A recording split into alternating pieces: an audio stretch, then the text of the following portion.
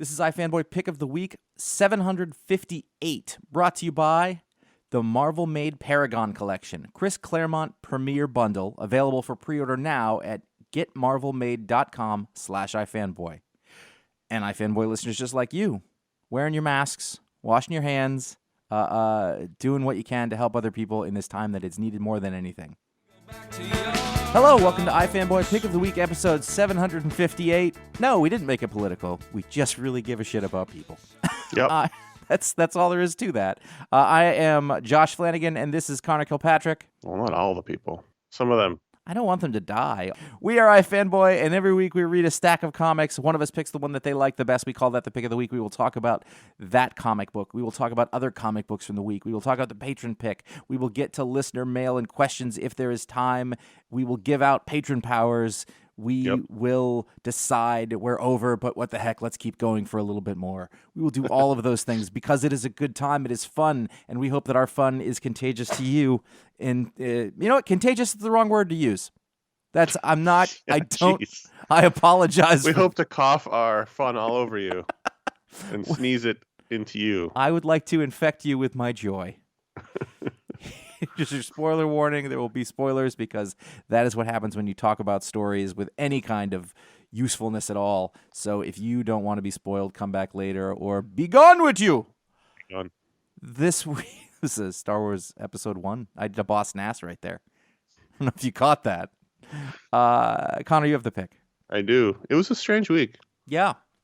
I mean, I had a lot of books. There was some things, and there were things I really enjoyed.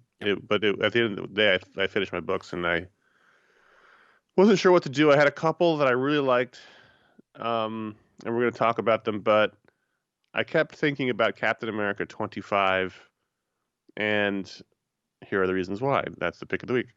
There's two stories in here. One's by ta-nehisi Coates, Leonard Kirk, Matt Miller, Joe Caramagna, and then there's one by Anthony Falcone and Michael Cho, Joe Caramagna. And the first story, it's sort of, I think, where we've been culminating, which makes sense. It's issue 25 of this ta-nehisi Coates run of the return. Sharon Carter has now come back. She's come back from being old, from the Dimension Z.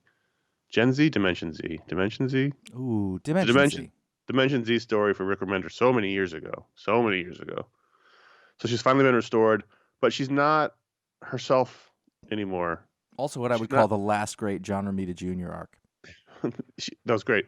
She's not Peggy of old. She's not Peggy at all. Not Peggy. She's not Sharon of old. She's different. Yes. And so here we get her sort of taking stock of where she is now and the history of her life as it has been related to her Aunt Peggy. And I can't believe I didn't see it coming because it was so all of a sudden so much about Peggy, and Peggy was captured by, I guess, Red Skull, and they're trying to free her. And at one point, I thought she was Black Widow because the costume they have her. I had that same problem. And then she gets killed, trying to escape the captors, and the Lukens, the Alexandra Lukens, and it was fun. I liked it. It was solid. I enjoyed it. And then I got to the Michael Cho, Anthony Falcone story, and I just loved it. It was my favorite 10 pages of the week. Yeah, I flipped over to that page from. It really does look like Black Widow dying. I was like, where'd she come from? I flipped that page and I went, oh, Michael Cho, who's in a lot of ways kind of a spiritual successor to the art style of Darwin Cook. If I'm completely honest, he's from Toronto. He's in the same circle of friends. And yeah, it was a lovely story, and I read this one, and what I thought was when I was like, that story could be the pick of the week, and then I saw that's what I thought, and so I thought about it. I was like, well, how long was it? So I went back and I was like, if it's like 5 pages, it's probably not long enough to really make this the pick of the week. But it was 10. So it's like half of a regular comic. And if any comic has 10 really incredible pages, then that could be very easily the pick of the week. And I thought this story was just wonderful. The art was beautiful, but also I thought the story was great. Yeah. It was about Captain America at a funeral and giving a eulogy in Brooklyn to this guy who's just a regular dude. And it turned out to be just this immigrant who Cap met after a mission in a diner, and they became friends, and it was sort of one of those like he's been friends this whole time because we get little like trip through Marvel history with Caps with the early Avengers team, the second lineup team of I guess technically the third lineup team of Hawkeye, Quicksilver, and Scarlet Witch, and then we see him with the Howling Commandos. We see him fighting Nuke, and we see him as the captain, and so we get to see how throughout his history this friendship blossomed, and I thought it was a really sweet and lovely story. It had a nice message in today's world, and I just thought, man, I wish Michael Cho was drawing this whole book, like, because he's really good. Yeah, I don't know that he would be the right guy for the story that's going on. Yeah, I think it doesn't matter. Yeah, no, I mean, but even so, like I'm very familiar with Michael Cho's pinups. I frequently see them back when he used to do the SketchUp. Back when he used to do the SketchUp, I always appreciated him, and I see them on his Instagram feed now, and they're quite joyful. I can't even remember the last sequential pages I've seen from him. Yeah, I don't know either. I don't know if I've ever seen sequential pages from him. Yeah, but it was a really sort of sweet story about, Steve Rogers in a sort of a down moment, and meeting this, hardworking Korean immigrant. Little bit of a stereotype there, but not necessarily a bad one. And you see the other side of things is that you see this guy go through his life and get older, and Steve doesn't. Right. Which is also really interesting. Which also suggests, by the way, that Steve's been around and alive a lot longer than. Again, this is not it's canon or anything. It's comic book time, It's comic book time, but I like that as a take. Like he's been back for a long time now, and been through a lot of this stuff. By the way, though, if that's true, then Clint Barton should be like 60, and I think that's hilarious. Well, it's the elastability, but he does get to do. He does. Yeah, I mean the immigrant guy is a young father, and then he's gray haired, I guess, grandfather by the time he dies. So. Yeah, and unfortunately, it did allude to the Hydra Cap thing, which which we need to forget. I think that's clear. We just need to put it in the past, like the Peter Parker baby, and ignore it. But either way, no, totally great story. And it was clear. I want to say 2 pages in, 3 pages in, when he shows up at the diner, I was like, oh, this is a special short story. I could just it really it was delightful. And I don't know the name Anthony Falcone, but I believe that he's the underboss of Gotham City. But it's a nicely done story. Yep. It's 10 pages. It manages to be sort of sweeping and epic in its time scale. It tells a really tight message, and the characterizations. I mean, I felt like I knew a lot about this guy by the time it was over. It was nice. Yeah, I really enjoyed it. And you know what? I also, just because I didn't want to gloss over it, Leonard Kirk actually on the main story of the book was a welcome surprise too. Notwithstanding that Peggy Black Widow issue that we talked about, just top quality artist who I don't see enough, and I really like. I like how he works. There's something similar about the two stories because this is also kind of an overview. Mm-hmm. It is 25. Doesn't really make it's not important other than in comic book world it's kind of important. That was when he got shot in the Brubaker one, right? So and Will Anderson screwed it up for 8 a.m. Sorry, never forget.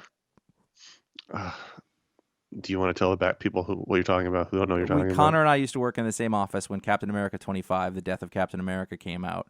Walk into the office. I mean, 8 a.m. Who am I kidding? It was 9:15.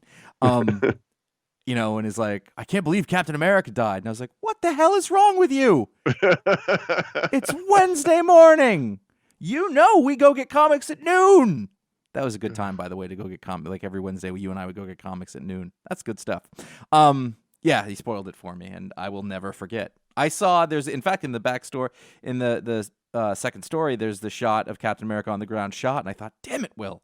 That was my first instinct. It will always be tainted by that. And so when people say, Josh, why are you so sensitive about spoilers?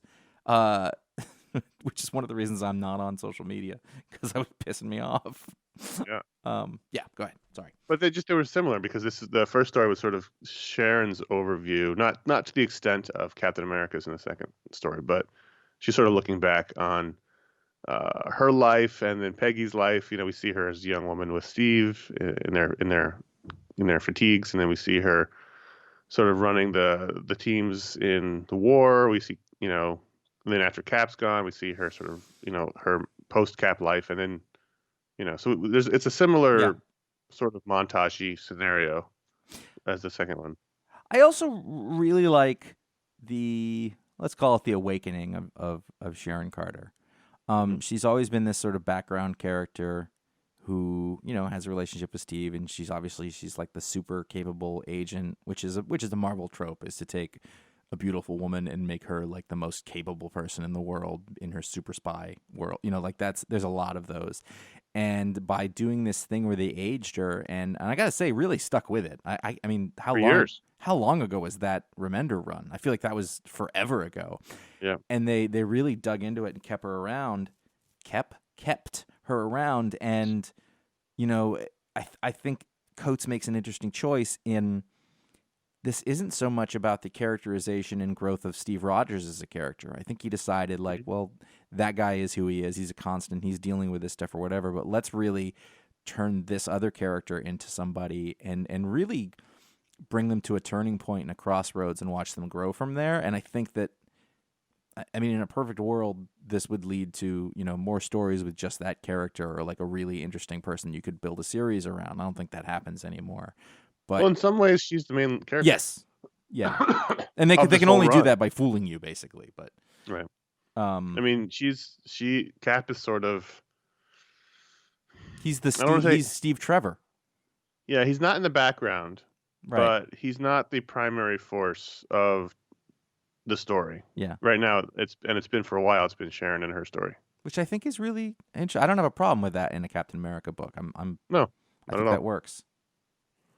Altogether, though, this is a really nice package, Mm-hmm. and you're right. I don't think I've ever seen Michael Cho do sequentials. Maybe I have. I just don't realize it. It's probably another old issue I've read that I don't remember. But I think he did a New Frontier short story spin-off backup thing. One of those that issue where they had like two backups. Something that makes like sense. that. I think. Yeah. Someone will. I think we talked. Remember I talked about that on the show when we read the New Frontier. Yeah. One of them was J-Bone and one of them was him. I think that was what it was. Yep.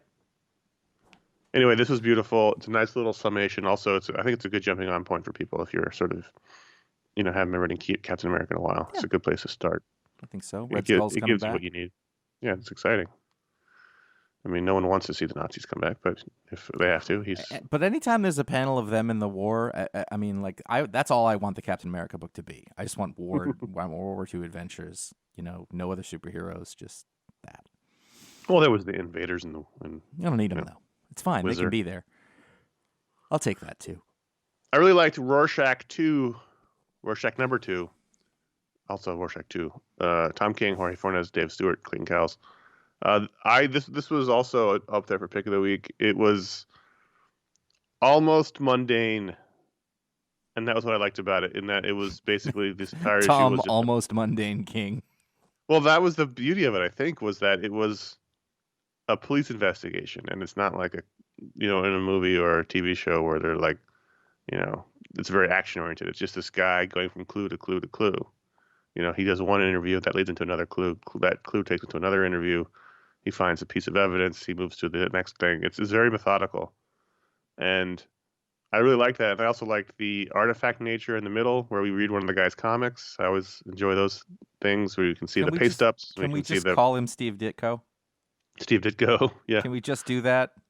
And then, so that's part of it too, is we get this sort of Ouroboros meta commentary of Rorschach becoming Steve Ditko who created the Question, who was turned into Rorschach by Alan Moore.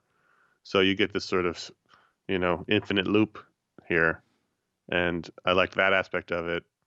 I mean, and up to the Jorge Fornes art, it's terrific. I thought this was a really strong, solid issue. Just, I guess I don't want to assume everybody knows the thing. So, Steve Ditko, co-creator Spider-Man, Doctor Strange, later kind of just left comics, at least in a public way, and he was creating his own comics for years.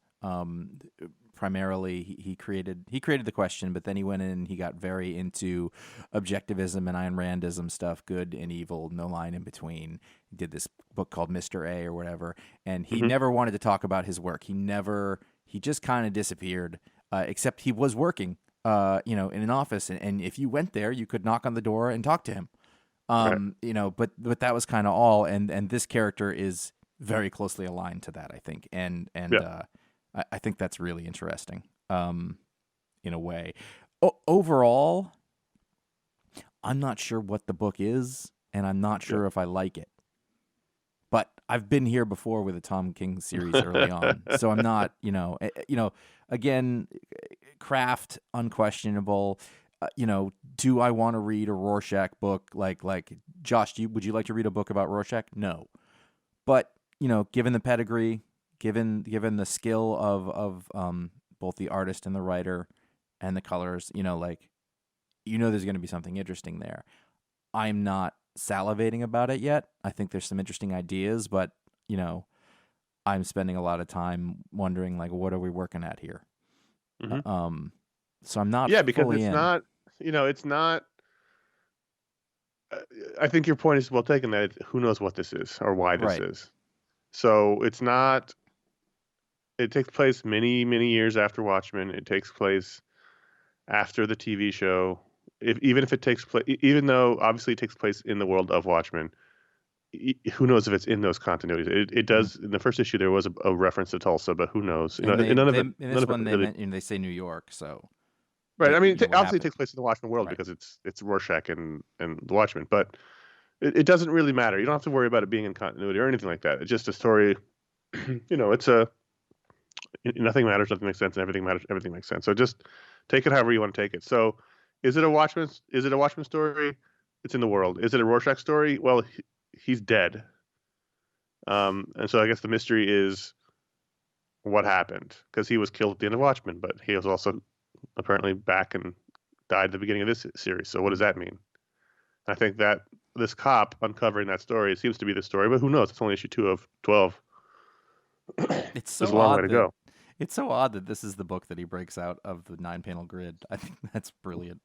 I mean, it's still the overall format is still there. He just doesn't adhere to it as much as possible. But I'm looking at let's see, page 7 in the digital reader, where the investigator is looking. I love this page. It's inside the guy's art studio, and it's split into 4 panels, and the top panel and the bottom panel are current. So the lights are off. The investigator comes in. It's guided by a sound effect on the first one of the lock coming undone, and then you skip to the past and you see the artist sitting at his desk, and he looks over in that direction, and says, "What? I'm coming." He gets up to answer the door, and then we switch back to the present where he's gone again. And I love that. Feels like a real room. And I know a comic book artist should be able to draw what a comic book, but the books stacked up everywhere, and there's 2 desks and a bunch of cabinets, and I just.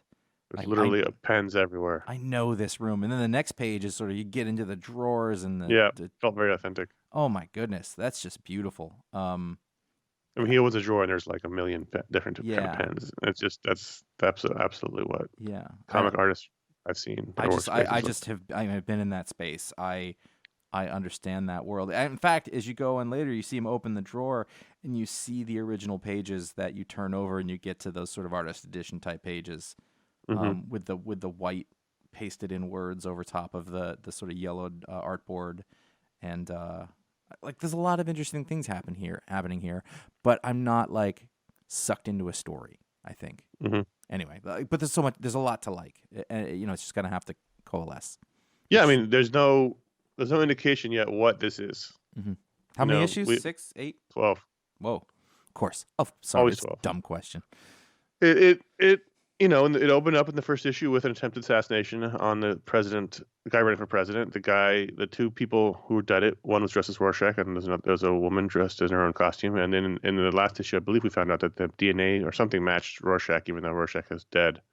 So that's the central mystery here: is who is this guy, and why is he seemed to be Rorschach, even though Rorschach was disintegrated by Dr. Manhattan. So that is to me the central mystery. But right now I'm just along for the ride with this cop who, it looks like he's got this. It's not the '70s, but he's got sort of that feel of a rumpled '70s New York cop, which I like.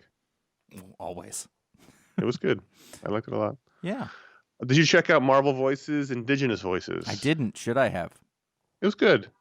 It was a bunch of stories, all written and drawn by American Indian creators, and using American Indian characters, and it was fun. It was it was very authentic feeling. I think that's probably the point. And some of the stories. So there's really three stories, but there's a Watcher thing in the beginning where it's just a 2-page spread in which the Watcher talks about all these different characters throughout the years at Marvel. It's actually 2 pages, 3 pages if you count the first page. It was beautifully designed in that style of all these characters, making them look like old totems, and just going through all the history of all these characters and how they're related to each other. That was nice. And then there's an Echo story. Oh wow. Which she gets taken on a cosmic adventure. That's probably my least favorite of the stories, but it was still fun. Then there was one in the middle where we go with Mirage, who is at a county fair in Arizona, and gets into a X-Men mystery with Danny Moonstone, and Danny Moonstone is Mirage, but I never call her Mirage. I don't know why. What her name is. But anyway, they find a mutant out in the desert, and he gets involved in a dispute with the local sheriff, and so they have to intervene. And then the last story, the Silver Fox story, took place in the past, and it was fucking brutal. I was like, wow. It's where Silver Fox and her husband Trigo go to a fort in the Northwest Territories in Canada and just decimate it. They destroy all their provisions, and one of them, I guess, is Silver Fox, has the ability to see the future. So with every provision they destroy, she sees what it'll do to them as they just turn on each other because there's no food and start killing each other and eating each other. And I was like, Jesus. And so it was just this rough, like, we're gonna destroy the invaders' fort, and like an Inglorious Bastards. Yeah. Yeah, I'm kind of flipping through it. I think this one has the best art of the lot. Yes, it was the best story. Yeah, but that one was by Stephen Graham Jones, art by David Cutler. Stephen Graham Jones, very different from Stephen Graham, who played Al Capone. The Danny Moonstone was by Darcy Little Badger with art by Charles, and then the Echo story was by Rebecca Roanhorse with art by Wes Oit Alvitre. I'm probably totally butchering that, but it was a really nice anthology. There weren't too many stories. It was just 3 solid stories by creators you don't normally see. It was fun to see new voices, as literally said in the title. And I think in the end it said one of these, there's going to be a book coming out of this, not by these creators, but by 2 other American Indian creators, Taboo and B. Earl, about an Apache warrior sorcerer supreme in the 1880s or the 1800s. So that's fun. I look forward to that. I'll tell you what the problem with this book is. Mm-hmm. It's a terrible cover. And it's probably a bad cover. It's an awful cover. Like, the art on the cover is not good. It's not a good design. It looks like we didn't really bother with this. So I think that's why I didn't really bother with it. And the title's not great. Yeah. I think it's very clear what it is, but it's not particularly artful. The title has 4 words, 2 of which are the same. Yeah. There just could have been a better way to do it. And you're right. I mean, the cover, the drawing itself isn't bad of the characters. It's the sort of just throw a filter behind them aspect of it. Yeah. Like they just, we have this group shot, just throw in this Photoshop filter of purple light. It just doesn't give you anything. Yep. Although when you turn on, you see that first image of the Watcher, I was like, put that on the cover. Yeah. That's a piece of art right there. I don't know why that guy didn't do the cover. Yeah. The double page spread's just incredible. Just, have him do a stylized version of the characters in the book. Yep. Absolutely. So that was, I totally agree with you. When I downloaded it. I was like, oh, that's weird. That's not good. But I enjoyed the issue though. I thought it was solid. I always get the title wrong. Avengers Marvel's Snapshot may or may not be number one. I go back on. Well, it's not. It's the nature of all one shots are number ones. I think like all the apps have to categorize them as such, but I don't think the cover actually. No, it has a 1 on there. I don't know. What I'm talking about. No, every comic is a number 1 on it, so it tricks you into buying it. I see. It's always been that way. They fooled me. I have enjoyed all of the snapshots that I have. There's more coming. I thought this was it. That I have thus read. I think Kurt Busiek being the curator of them, whatever that might mean. He didn't edit them, but I think maybe he's given the final. What's the page rated on a curator? Probably not a lot. Do you want to do this? We're not paying you. Sure. And it's another one of those, it's a Marvel story, and that's kind of, which is sort of feels like an Astro City story, where it's people it did feel very much like an Astro City living story. in the shadow of a city or a place that is rife with superheroes and their battles and stuff. Written by industry veteran and stalwart Barbara Randall Kiesel, who I don't remember seeing a middle name on there, but whichever. No. She wrote a lot, a while ago. So this story takes place in the 80s? Yeah, and it feels like a comic from the 80s, and not in a bad way. But basically, it's a story of a woman who has moved to the city, and she is couch surfing, and her friends are annoyed with her, but she's a nurse and just can't get things together. And she meets a cop who is a Native American who's getting in trouble on the force, and then a battle breaks out, and they have to help people and get in an underground bunker. And it's kind of sweet, and it's kind of hokey. And it's very much not the bird's eye view, the sort of the ground view of what happens with these epic battles. And there's a really nice scene in here. It's actually very funny that they're in a cop bar and the cops are talking shit about superheroes. Tony Stark is at the bar drinking, and he turns around and says, "Hey, you show some respect." And he takes on the cops. Like he starts fighting with them, and he leaves in a huff. And the cop goes outside, and he's singing a song about the girl. Iron Man clacks down to the ground, and he's like, "Uh-oh." And Tony Stark said to give you a message. And then he gives him like a card that he uses later to call him in for a help. It's like one of those, the little guy tells the big guy what's up. All a little bit paint by numbers, but charming, and just like all these other stories, they've been a good time. This one had a little more of a retro-ish feel to it. It sort of goes back to when you and I started reading comics, I think. Yeah. I went back and forth on the art. Sometimes I liked it, sometimes I didn't. Yeah, it was a little.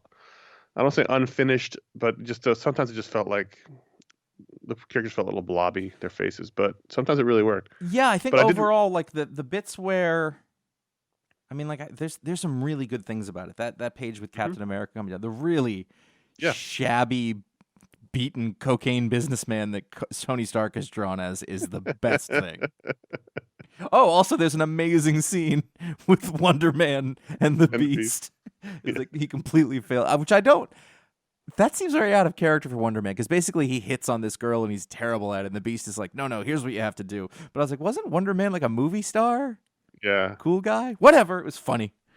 It was funny. I liked the concepts in it. I liked the idea that there's all these emergency bunkers in Manhattan for you to run to when there's a big superhero fight, kind of like London in the Blitz. Mm-hmm. I liked that it became very normal in an Astro City way. Like the final scene is they're having dinner together, and it's just in the background, Division is like in this giant fight with something, and they're not even paying attention. Yeah. While everybody else is like running around them, they're just having their wine. Like that felt very Astro City to me. You know what another great thing is? Just Iron Man. See Iron Man's teeth behind his mask, his teeth and his eyes. Yeah. And I was like, oh, that's weird, but I love that. Like, it's so much more realistic than whatever the weird, sort of liquid armor that spreads over their body now. Right. Yeah. It's funny. Yeah, you can't see his teeth. Yeah, it's weird. you see so much of his face, you think that no one would have been surprised when Rhodey was under there. But I mean, you'd smell the liquor. but it was fun. It was fun. It was. Let's take a second to talk about the Marvel Made Paragon Collection. It's Marvel's newest prestige product, exclusive to the Marvel Made platform, celebrating Marvel's most iconic writers and artists and featuring the most revered Marvel Comics storylines and noteworthy moments over the years. The first Marvel Made Paragon Collection will start with a premiere bundle from none other than Marvel legend Chris Claremont. Now through December 4th, the Marvel Made Paragon Collection, Chris Claremont Premiere Bundle, will be available for pre-order and only produced if 1,200 pre-orders or more are received. So it's almost like a Kickstarter situation. They'll only do it if they get 1,200 pre-orders, which you can do now until December 4th. The Marvel Made Paragon Collection Chris Claremont Premiere Bundle includes a gorgeous faux leather hardcover book that is hand-numbered and signed by Chris, and includes one of 4 handwritten iconic quotes from his X-Men stories. The collection features a behind-the-scenes foreword by comic book icon Louis Simonson and collects classic mutant epics, including The Dark Phoenix Saga, Days of Future Past, Wolverine, the limited series illustrated by Frank Miller, Uncanny X-Men 268, the iconic story featuring Captain America and Black Widow, X-Men #1, the world's best-selling comic book of all time, illustrated by Jim Lee. Included in the bundle are all-new lithographs and comics from renowned artists, the Wolverine limited series homage litho by Joe Quesada, a Dark Phoenix Saga homage litho by Phil Noto, Inferno homage litho by Philip Tan, X-Men Claremont collage litho by Salvador Larroca, a Storm Callisto battle homage by Marcos Martin, and an Asgardian Wars homage litho by Arthur Adams. Oh my goodness. A great lineup of artists for that. Plus, an exclusive Wolverine 6 Days of Future Past themes variant comic book with a cover by Olivier Coipel and an X-Men 13 Dark Phoenix action figure variant comic book cover by John Tyler Christopher.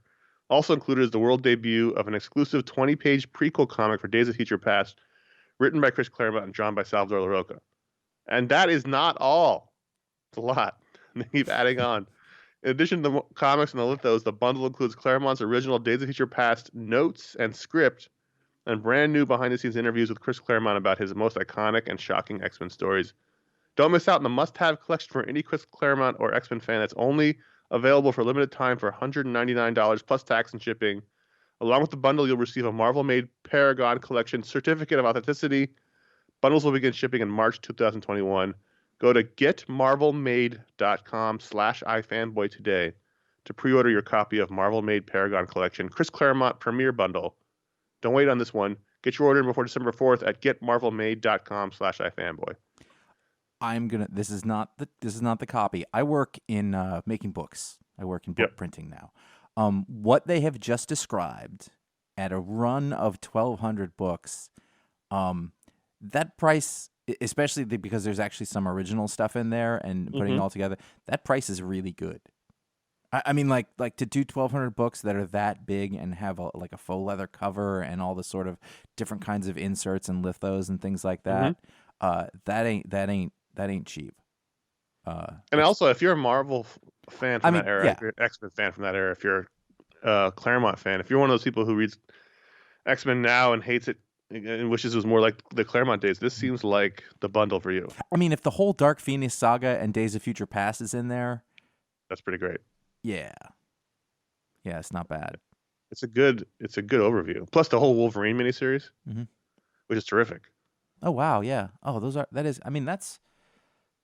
bad. That's three really great full storylines, and then you also get X-Men #1 and Uncanny X-Men 268. It's signed and numbered. I mean, like that's a lot.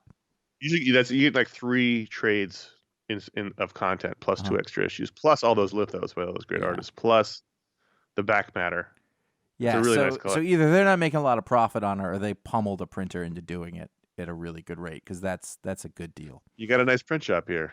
Yep. Be shame if something happened to it. Actually, I probably know who did it. But either way. So check that out at getmarvelmade.com/ifanboy to pre-order before December 4th if you're interested, if you're a big Marvel fan, if you're a big X-Men fan, if you're a big Chris Claremont fan. Absolutely. And now we hear from Josh, the newly converted horror fan. Well, sometimes you got to get it where you can. But I read Sea of Sorrows #1 from IDW, story by Rich Douek. I've met him. I don't know how to pronounce his name now that I've tried to say it out loud. Duke, good guy. Art by Alex Cormack. Letters by Justin Burke. I know it's kind of a horror book, but at the same time, it's also a submarine heist book, and basically, some down on their luck folks come up with a plan to salvage a submarine full of I think it's not Nazi gold. I think it's World War I German gold. German gold. I saw the preview pages. I think it's German gold. Definitely German gold. I think it's from World War I. And they're about to go, and they're meeting in a bar, and someone's like, "There's a problem," and it's what's the problem? And it's Oni Madden is involved, who is a famous Midwestern gangster from that period. And I thought, well, that's really interesting. Well, it's definitely that post World War I then. Yeah. However, it is a horror story, so there's like an evil sea mermaid or whatever it is, down there. Remember that submarine book that Image did a couple of years ago? That was just terrific. Yeah, there was all that animated style, and just do that. Me and Josh and 5 other guys will read it, and it'll get canceled for low sales. But I'll be happy. But we'll bring it on here and talk about it, and I'll be happy. Isn't that all that matters? As many as 10 other people might buy it if we talk about it. Right. Anyway, keep the demons out of it. Just give me the heist. I don't need the horror aspect of it. The rest of it, you totally had me, and I think that it's possible. And I don't know what that says about people who are making comic books, people who are printing comic books, or maybe they're buying them. I can't tell, but that's a good story on its own without the other thing, without putting it into horror. And I know that people are into that, but so it keeps me from loving it thing. But that is totally subjective, I think. So if those things that I said make you want to check out the comic book, then you should. It was well done. There are way more horror fans than there are submarine heist German gold fans. It takes place historic, period pieces. Before we move to the next book, I do want to say that I was almost very upset at you because this week, when we get to the patron pick, there was a lot of horror books in contention after we had, I thought, did a good job of training the patrons that we don't like horror. Mm-hmm. And then last week you go and you talk about a bunch of horror books. So it was like floodgates opened back up again. I did see that in Discord. And I was like, oh, but then it didn't end up happening, so it was fine. But I was almost going to chastise you on the air. That's fine. Which I guess I could just do anyway. I'm trying stuff. And if that's what there is to try, it's like, I don't like seafood, but if I'm in Italy on the coast and that's all there is, I'm going to have to try some of it. Yeah, but you're talking about world-class seafood there. This is what I'm saying. Oh, okay. I see what you're saying, too. Dark Knight's Death Metal #5. Snyder, Capullo, Placencia, Napolitano. It's the same team that have been working together since Batman. I have been reading this series, and reading is very much of a generous term. I've been mostly skimming it for the art, because it's just, I don't know. I don't really follow. I don't really care about the metal stuff, but this was worth mentioning because, first of all, no one knows what's happening in DC right now. Obviously, there's a lot of people keep getting laid off. We don't know the future of the comics or the company. We don't know the future of their line. We don't know what the philosophy is. Dan DiDio's gone. We knew what his philosophy was. We don't know what the new people's philosophy is. We don't even really know who's in charge. But this issue, which may or may not be important to the rest of the DC universe, who knows, appears to bring back Hyper Time, which was one of the best things Grant Morrison ever brought to comics, which was the idea that all of the stories in comics have happened, and they all are in a continuity, and they all matter. There's no such thing as a story that doesn't matter. And here, who knows what's happening? They're all meddled out. And Wonder Woman is trying to restart the universe, and she says, I was wrong to think we could use crisis energy to restart the multiverse. I don't really know what that means, but she was wrong. And then she says, whatever reality we made, no matter how bright, would be built out of a desire to control its shape. We can't restart everything our way, and we can't go back to the past. Instead, we will unknot the rope, and everything will matter, good, bad, and uncertain as it may be. We will greet the new future. We will greet what the new future awaits with hope. So it seems like, and there are rumors that DC is moving into a super loose continuity future where everything sort of gets to exist and everybody gets to sort of not worry about it, which seems like a good idea, but or it could be a bad idea. Who knows? But this I may mean, the or may only not. problem with that is it becomes confusing. Right, and most fans want the continuity. Most Wednesday readers are in it, as we There's know. that. I mean, I think the only thing is just that, like, when Captain America, you know what I mean, just for example, like appears in one book one way, and then he's in another book another way, it just gets hard to keep them straight. That's for me the Right, difference. and I think I'm not saying we are that way, but we've done this for 20 years, and most fans seem to want the tapestries, and uh, if the, we'll see. But I'm just saying this may be the point where it's happening. I don't know. Well, I can tell you that I don't know that I have ever in the history of this show drifted away from what you were saying as quickly as I did when That's you fine. started talking. I mean, like I went really far away, and then I said he's quoting something, so there's a reason, and I got sucked all the way back. So it was a big journey for me. Well, And the thing is, when it used to be three of us in the show, and like you and Ron would be talking about some book I didn't care about, I would have like a magazine, and I would just sort of leaf through it while you guys were talking.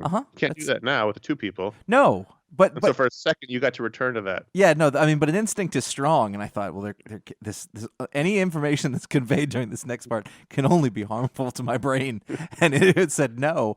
But you pull me back in, and I think you pulled out something that is interesting and relevant to comic books in general. Maybe It not. could be. We'll see. That's the whole point. We don't know. Maybe not a thing. I made The Devil's Red Bride #1, the pick of the week. And this week, issue #2 came out. So in case you thought I was all full of hot air, no, I went back. I paid for it. I got this book. And it was fun. It was like, it was a lot of really bloody sword fight and katana action scenes. And that was enough. That was enough for me to enjoy it. This lady who has to pretend to be her brother who is useless, she has a lot of issues. I assume so. Yeah, and there's like this. I thought it was a really nice sort of motif that kept recurring. And she just kept saying, "Let me in," meaning like, you have to let me be who I am, and the gender and all that stuff. Is really good. I liked it. I mean, not amazing, but fun, and there's a few genre where I can take super serious. I love super overly serious, melodramatic, samurai stories. Like, Sure. that's exactly what they're supposed to be like. Every couple of issues of Die Die Die, I keep thinking to myself, why am I still reading this? This is Image Comics, Robert Kirkman and Scott Gimple writing, Chris Burnham drawing it. And I go, oh, right. I really like Chris Burnham, both as an artist and as a person. Mm-hmm. And then every so often, every couple issues, I'm like, oh, right. The story's strange and over the top, but I do enjoy it. And the thing is, like, I can't even tell you overall what's happening. It's sort of this story about, it's a completely over the top story about these secret cabals within government who are trying to change things from behind the scenes, and all their wacky over the top plans. And they have all these, there's secret armies, and there's aliens, and there's hidden aliens, and there's all kinds of, it's like basically every kind of crazy conspiracy theory, but done as a comedy tale and over the top violence. How regularly does this come out?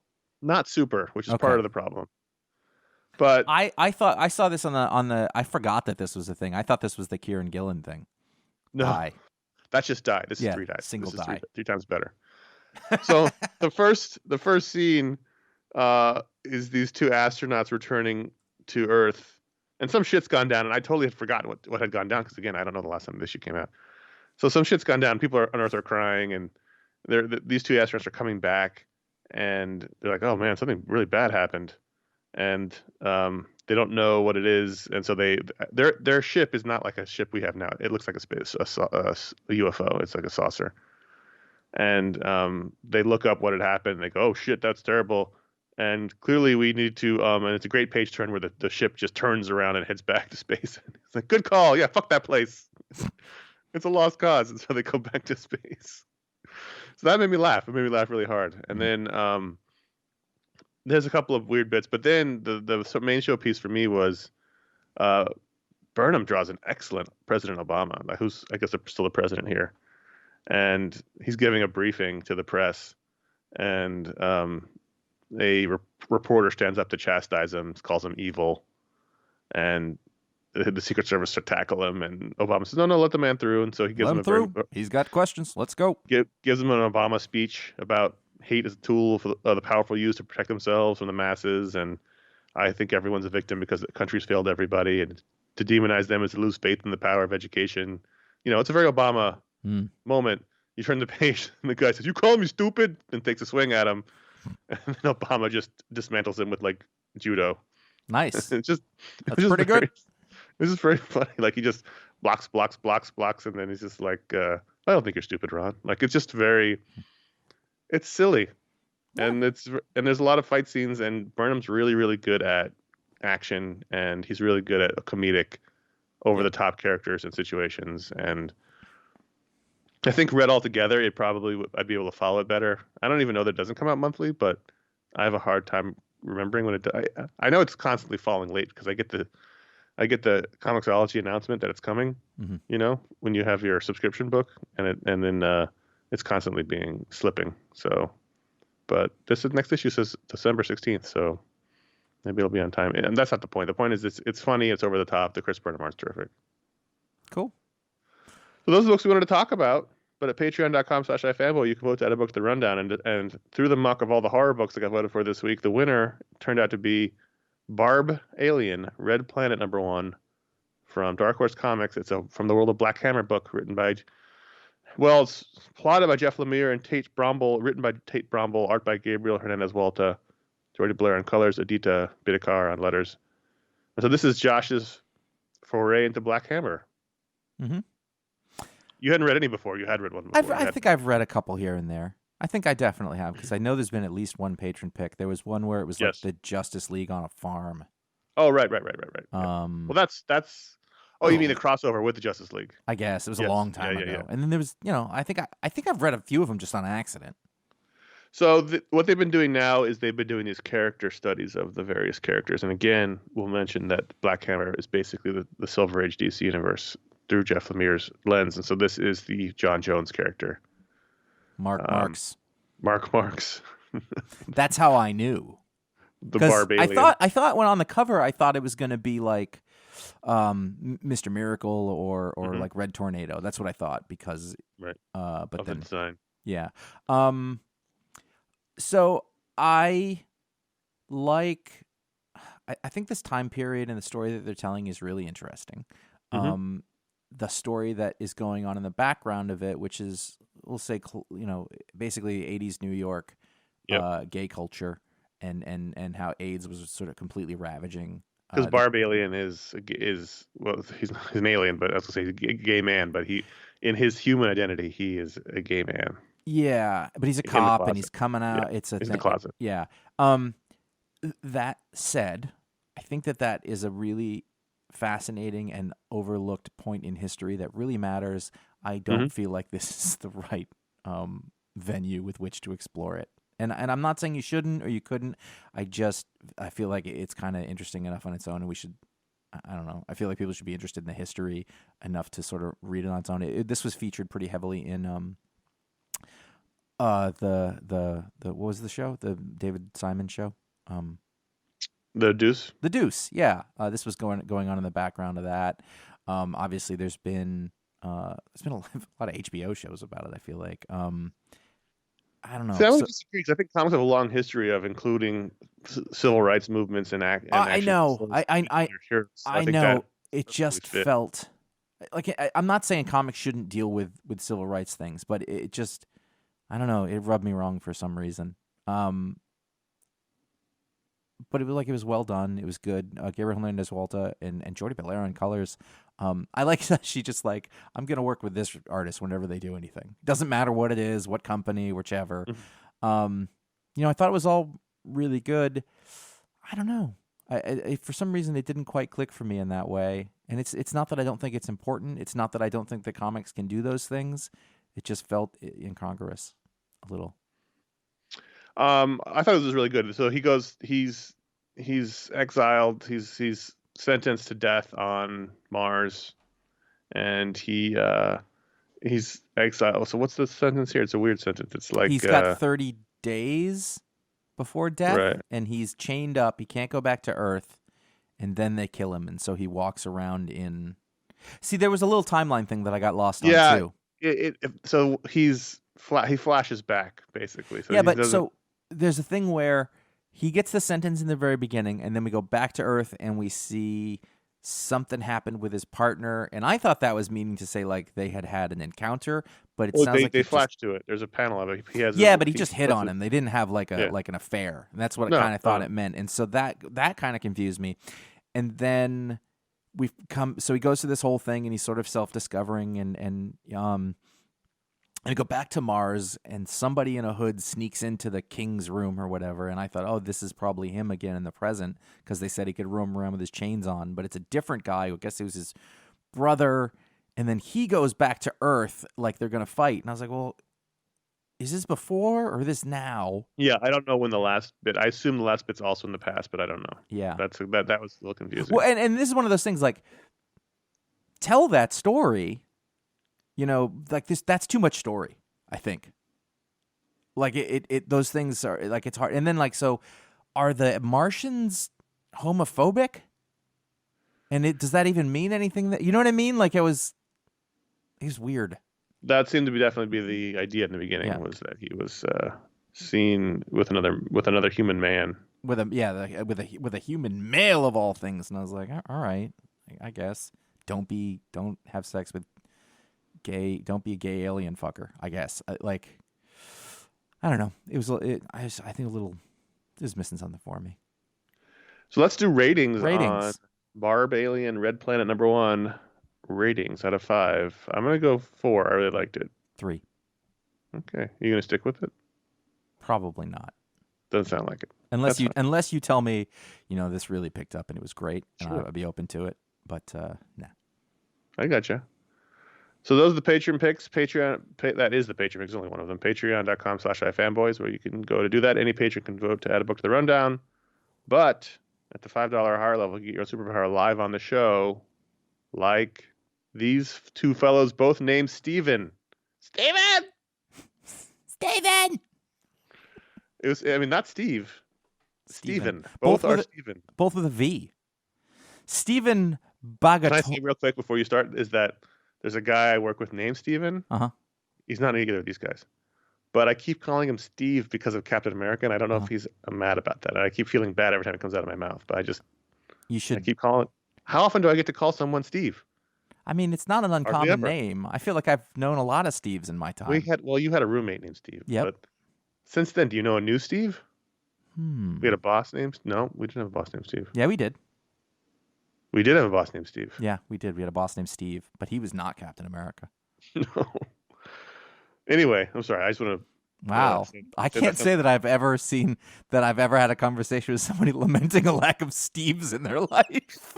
Oh, it's the thing about today's world is you got all these politics things going on, and have you even seen a Steve lately? What is up with that? You this is the content people come for. Yep. Is the Steve talk. Steve Corner. Sure. We're gonna get a lot of Steve email. Like, I'm right here, dude. And also, if your name is Steve or Steven and someone calls you the other thing, are you mad? Should I apologize? I don't. Oh, you should totally. You should totally send him an email that goes, "You're Steven, but I keep calling you Steve. Is that okay?" And then you'll know, and then he'll know that you do care. You're not just. So he and I are always the first people in the Zoom meeting. Right. Always. Yeah. So next time that happens, I'll just say like, "Hey, I realize I just keep calling you Steve, but is that a problem?" He's super laid back. I'll probably say no, but I still feel bad about it. And then you could be like, "I really like Captain America is the reason." And then somebody else will pop on the call. Like, what are you guys talking about? And you'll be like, "Don't worry about it." No, it's fine. Anyway, let's not get into my interest. Steven Bagatourian has the power to talk to ghosts, but only ghosts who were complete assholes while they were alive. Okay. Yeah, so there's no nice people around. It's just so if what a prick. Does he conjure them, or are they just around? They're around. He can see. He can commune with the spirits, but the only ones he has a conduit ones are and they don't have to be. Doesn't have to be Hitler. Just that guy was a prick. Like our boss Steve. Nah, he wasn't a prick. He was something else. So if a ghost appears, he just knows it's an asshole. Yeah, it's always like, oh god, great. These guys again. this is, sometimes assholes have, some redeeming qualities, but they're Sure. unpleasant. Like the ghosts come along and he gives them advice that he didn't ask for, that is unqualified. He's like, what you want to do is get one of, no, I had a TV. It was like this. Yours is, like they're trying to be helpful, but they don't even know they're assholes. I didn't ask for your advice, Bob. Yep. And he keeps calling him Steve, and he's like, I'm Steven. Like, whatever, Steve. And he sees foreign people and with the weird names they don't quite know, and they're just, I'm gonna call you Joe. That kind of ghost. Right. Mm-hmm. Stephen Petrivelli. Also, they both have long last names. It's very interesting. It would appear that we have, I guess, an Armenian name and perhaps Yep. a Italian name. Perhaps. But Steve is where cultures come together. Stephen. It's almost like they came over to Ellis Island and they just were given Stephen. Let's see. Bagatourian 5, Petrivelli 4. Okay, so Bagatourian wins the syllable. Stephen Petrivelli. So you ever like, you're either in bed or you're on the you're doing something and you hear a noise and you go, what was that noise? Mm-hmm. Stephen knows what that noise was. Ooh. He knows what makes the noise. Is it specific? Because, let's say, for example, sometimes at night I hear noises in my walls and between the floors. Yeah. And that tells me that we got a critter. And then the question is always, because every critter in a wall sounds like it's much bigger than it is. Right. And Monsters. so can he specify like, oh, that's just really a mouse or it's an opossum, which is a problem. Oh, for sure. He knows what made the noise. So he'd be Right. like, oh, it's a mouse, or that's an opossum, or that's a demon. Right. Whatever is doing your noise. How specific does it get? Like, oh, it's a brown mouse. He's 6 weeks old. Yeah. He knows all like about Tony it. Chew. Yeah. Okay. But for noises. Right. That he can't. Okay. Well, all right. Let's say that you can see what makes the noise, but then is there more clarity?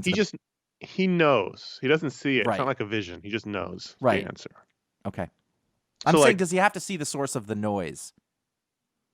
Well, it's like this. Let's say you're in bed and you hear a glass smash outside, Mhm. right? You hear glass smashing. He's like, oh, that's just a broken bottle, as opposed to like, oh, someone just broke a car window, like that kind of thing. Like, he just knows what the noise is. Okay. Okay, Right. based on So physical. he doesn't know the name of the guy and what he did. Okay, just it's not. like, There's no psychic element. It's just that he can put no. together the information in a much better way than most people could. So that's glass. That's the sound of a car running over a glass that had been dropped there. Right. Okay. So Stephen and Stephen. A couple of Stevens. They should form like a law firm. Yeah, I was thinking Stephen and Company. I was thinking a detective agency, but either That's way, not. No, that makes more sense. That's less schooling. We're pitching an NBC show. Stephen and Company. Yeah. Oh, that's a good one. And they can use their powers to fight crime. My two Stevens.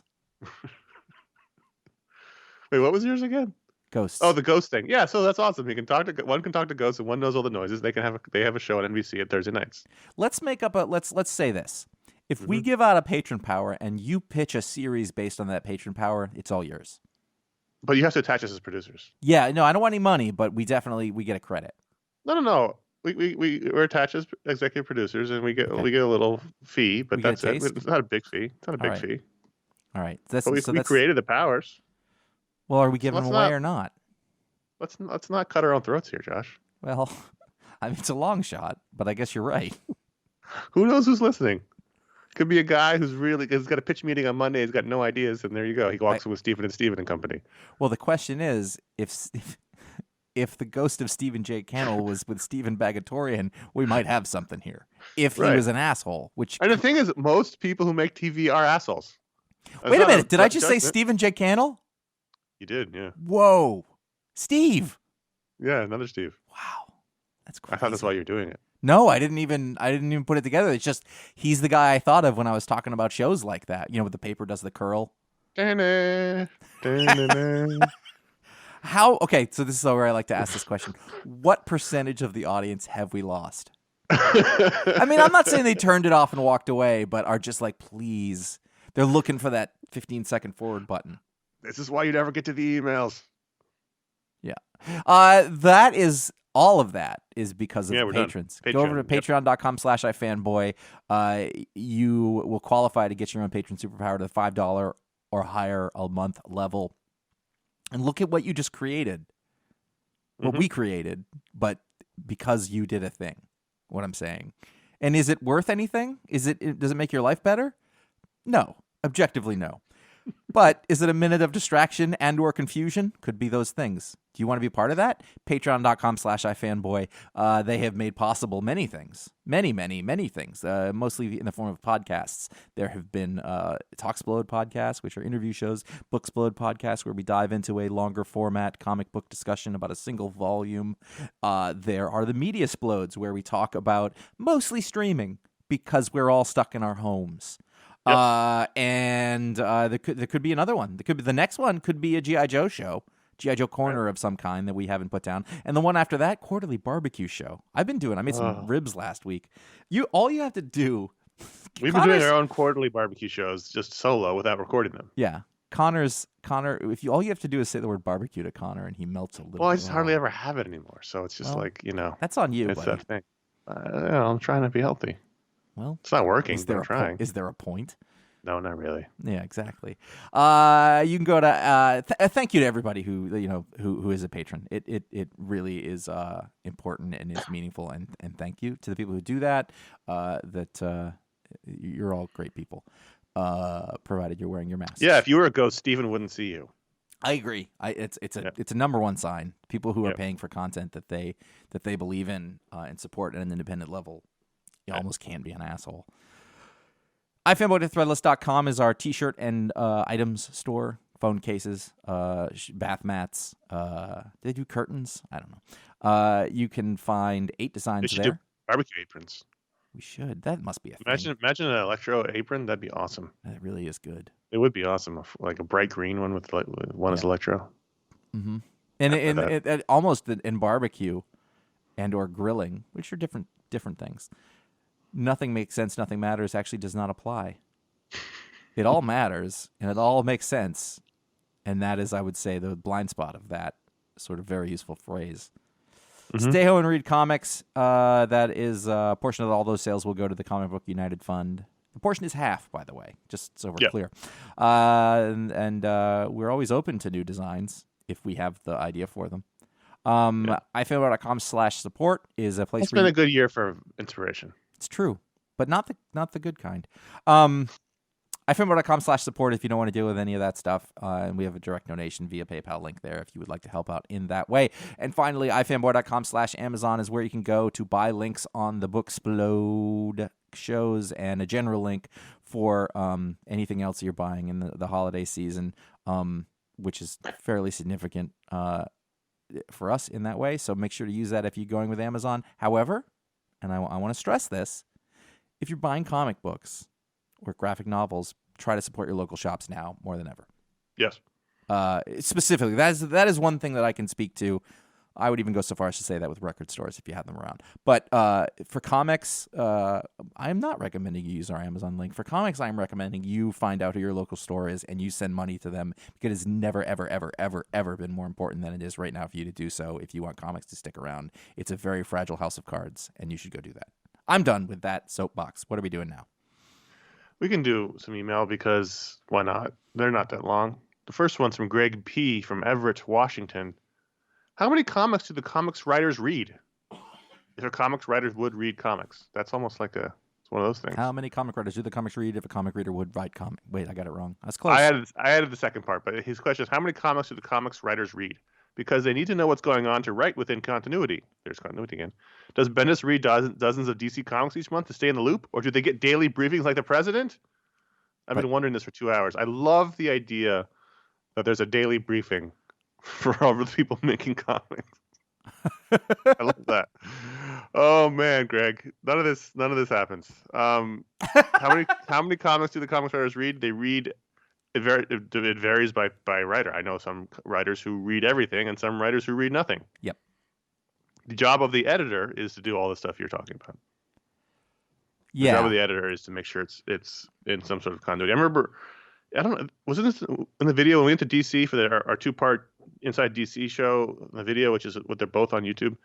Was it Mike Martz's office? It was Mike Martz. Board? Yep. Yeah, he was the group editor for Batman, and he had a big board with all the characters and where they were and what they were doing. That's the editor's job.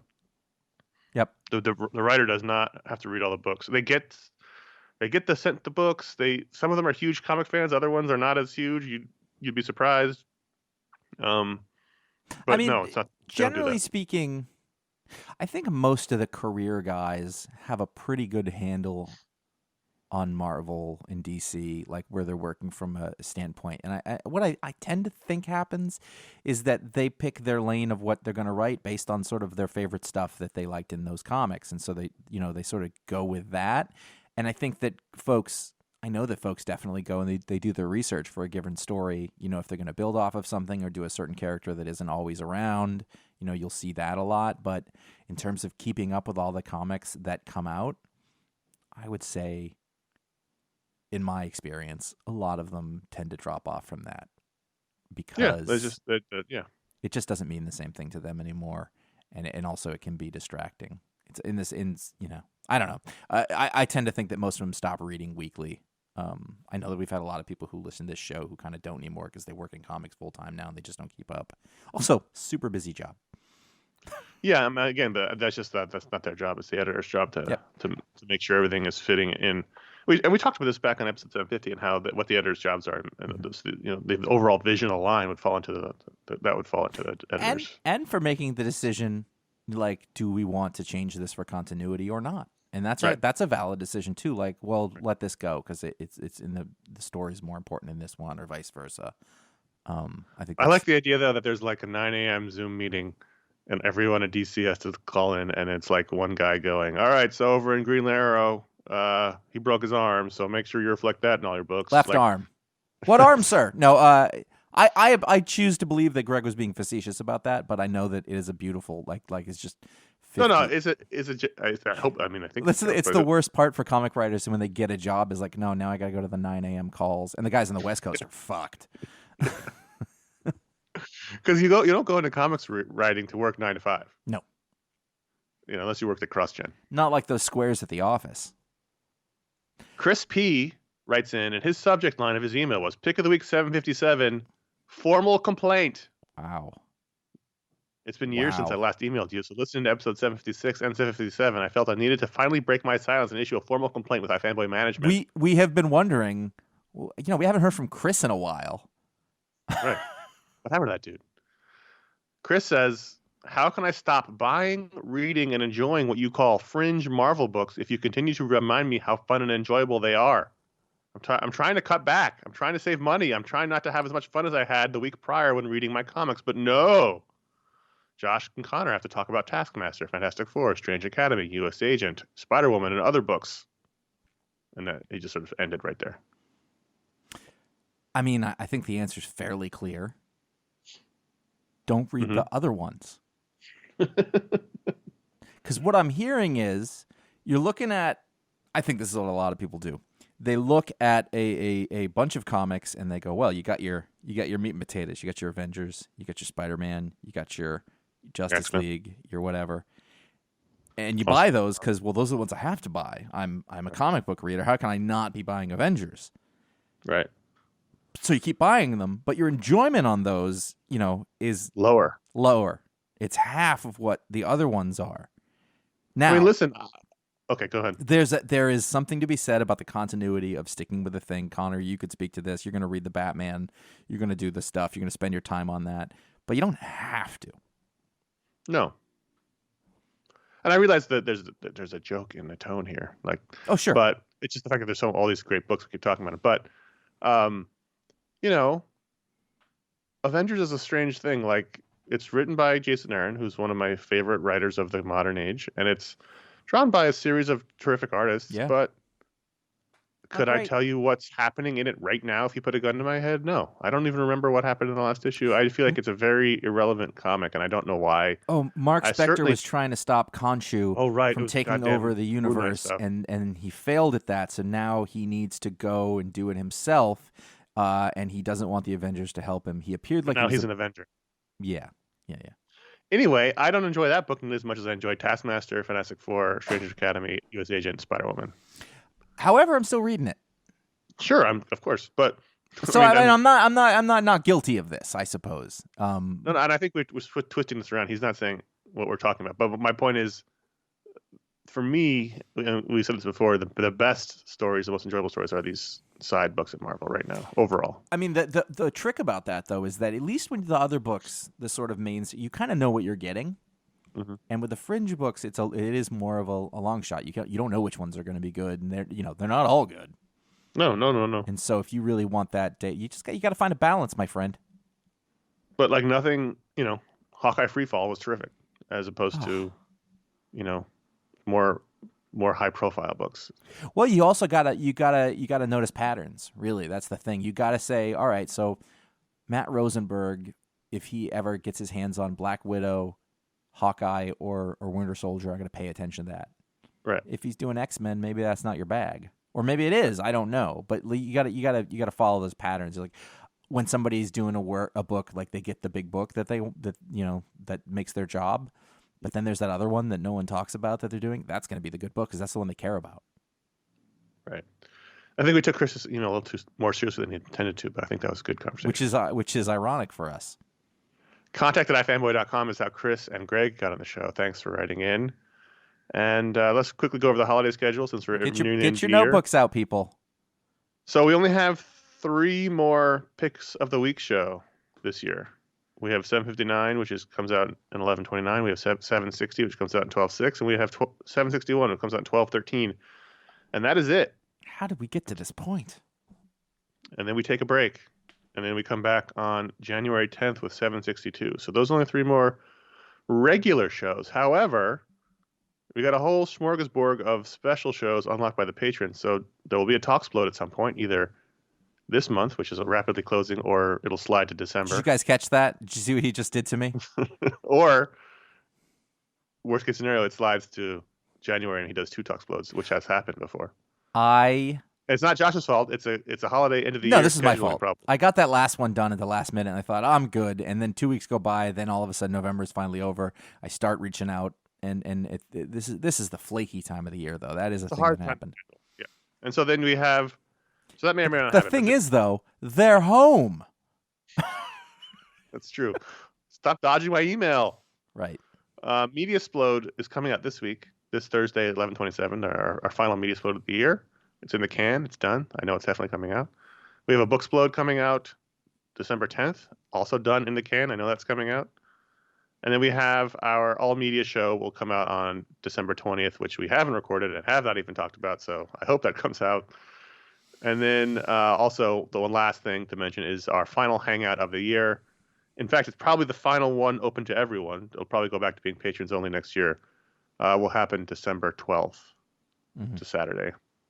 So those are the shows, the dates for the rest of the year. Write it in your diary. Fair enough. They changed the icon for the text thing that we use for the script, and I could not find it for a second there. Why are you constantly closing the script? I'm not closing the script. I moved it behind something else because I wanted to make a note about somebody who I thought I should approach for a Talksplode while you were talking because I had an idea and I didn't want to forget about it. That's exactly what happened there. Was it Moon Knight? That is a fictional character. Oh. I mean, I suppose I could go find Stephen Grant and Ditko? ask him to... Right. The interview in character. Not super interested in that, though. Get over to iFanboy.com. You can find all of our podcasts and all the stuff that is there. They've been written over the years. You can find out what the pick of the week is. Before the show comes out, you can be prepared. You do Sunday morning or whenever it is you download it, or on a given week, a Saturday, because I don't know how dates work. You don't have to get your show and go, oh, that's the pick? You can be prepared before then so that you can listen freely. Right. You can find out what that pick is by going to facebook.com/iFanboy for now, or following at iFanboy on Twitter. That's probably not going anywhere. At iFanboy.com, or I'm sorry, at iFanboy Comics on Instagram. Those are fairly well entrenched. You will also find the best of the weekend panels, etc. If I've done anything right in my life, by the way, there will be at least a few of these from me this week. I promise. Unless it's Sunday, like you didn't, and then eventually Steven will be able to talk to my ghost. You can follow us individually at CLSkillPatrick and at J Flanagan on Instagram. Subscribe to our YouTube page at youtube.com/iFanboy. You want to go down in the corner, you want to rate, you want to subscribe, you want to like this, and there's a lot more content coming your way. So I'm going to get really excited about it, and we're going to see you guys soon. Smash that like button. Smash it. Smash it. Smash that subscribe. So we are regularly, monotonously, we're doing it though. We're uploading our old video shows. Every week. Yep, it happens like clockwork. This past week is a mini Don't Miss, which is some Wolverine comic you shouldn't miss. The Don't Miss series, brainchild of former host of the show Ron Richards, which is the thing about a comic on Monday that we'd say, hey, you want to look at it? And we made it a Wolverine comic, which is dumb. I think it was Wolverine First Class. I don't remember. That was pretty good. Yeah, but it was our Monday mini was usually not usually, sometimes don't miss a book for this week. It was like the Don't Miss podcast audio show, which would come out, we'd go over a couple of books that you shouldn't miss this week. And then there is a video show of the comic book podcasting panel from WonderCon 2008. The WonderCon 2008 show was really the most important pivoting point in the history of this website, I think. I think that was a weekend that made a lot of things very lasting for us. I believe this podcasting, were you on this one with me? All three of us were. Oh, we were not welcome. Us, and it was, I think Niesman was on it with us. Yep. From Around Comics. Heidi? No, not that one. Okay. Not the one where Connor predicted every single thing that would happen in comics and they hated him for it. Yeah, that was later. That was my last one. I was not invited back after that one. You weren't wrong. No. So there's that panel. That one actually. I can tell you right now. Hold on, I have it. I just pulled it up. That one was on that panel. That one was kind of fun. This was Brian Deemer from Comic Geek Speak, Logan Hall and Leanie Taylor from I Read Comics, Christopher Neeson from Around Comics, and you and me and Ron. Well, and it was we had a quorum. Yeah, we kind of weighted that one down. There's also a Vault episode, which is where we each grab a volume of a book of some kind and talk about it. We do 3 of them. Boom, boom, boom. Do you want to know what that one was? Sure. Hold on. Let me refresh the page. 1 second while everybody waits while my computer refreshes. That one was The Golem's Mighty Swing, Indiana Jones Omnibus, and something I can't read the title. That Ron's. It's very long. That's all I know. This was the show we shot on the stage of Techzilla. Oh, that was from that same weekend. Yeah. I remember. Well, no. These are the minis and the regular shows. Oh, no, this is a regular show. Yeah, we shot the same weekend because we were in San Francisco. So we shot on the set of Techzilla, Revision 3.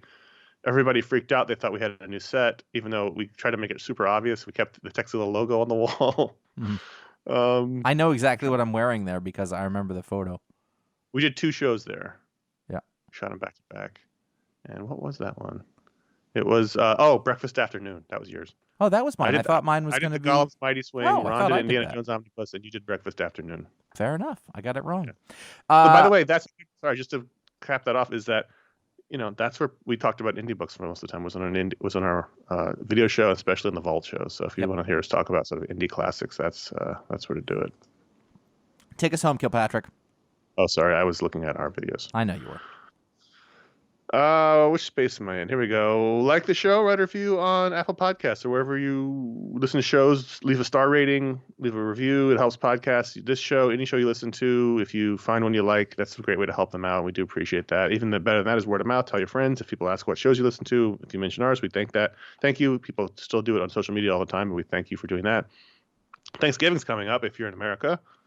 Why not deflect from the inevitable political discussion to talk about podcasts you like? What are you guys listening to? Well, I'm listening to iFanboy.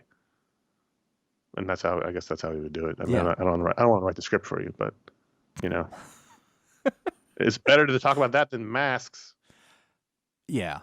I mean, quite honestly, you should be at the dinner anyway. I was going to say, I'm picturing a Zoom call with your grandma, and she can't figure out how to turn the volume up. She just can't hear you. And you're just like, no, you do that. I've been on that call. Not my family, but, with my grandmother, it's just I talk to her forehead. Yeah, that's fair. Because she has an iPhone, and she knows how to use FaceTime, and she knows how to text, and she's 93. Nice. But when we talk on FaceTime, it's her forehead, which is fine. That's fine. Totally fine. Hey, if you're still listening at this point, first of all, God bless you. You mean specifically today or in general? No, or just both? right now. Specifically right now. I see. I am curious. Was this show awful? Like, I don't I think there's a chance that it was like, or is this why you're here? Like, we can say it's objectively awful, but you could say, oh, I enjoyed that. And if you've bailed already, I don't really care because you decided, hey, this isn't for me. And fair play to you. Yeah. Is this awful? just let us know. This is the end of the year. This is sort of what happens. Yes, it does. That's true. We spiral out, and then we come back refreshed after a couple weeks off. This has got to be the most Steven-centric show we've ever done. It's got to be. I know. Captain America was the pick. Specifically, we talked about 2 Steves in the thing, and then we had my work Steve. I think I can point to 8 your Steves. old roommate Stephen J. Cannell. Yeah. Yeah. That's one. Yeah. There was a lot of Steves involved. We should stop doing this show right now. Is what I think. All right. Well, until next week, I'm Connor. I'm Steve.